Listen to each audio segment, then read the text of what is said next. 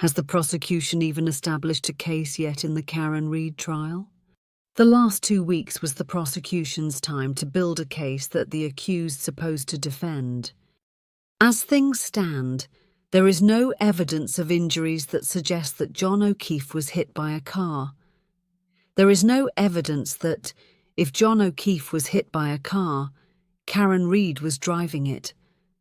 There is evidence that the damage to Karen Read's car was more likely caused by a collision in her own driveway, rather than any implied collision with John O'Keefe. Is there any evidence that the damage to the car is consistent with a high-speed collision with a person?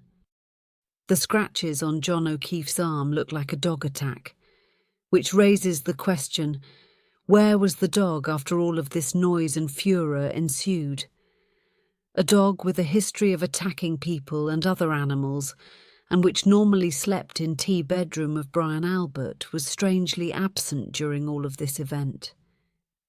Why did it suddenly disappear from the entire vicinity before the police arrived that morning and was quietly rehomed within weeks?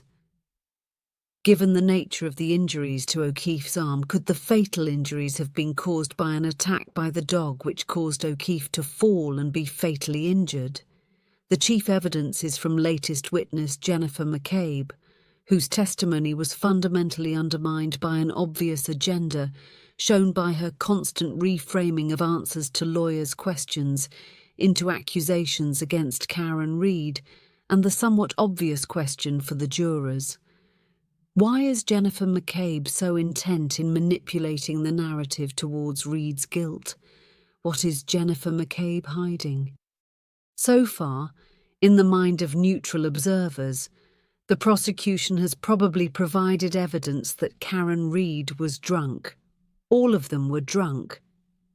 But at this stage, no credible witness has shown evidence that points to a specific cause of death or the involvement of any specific individual in that death.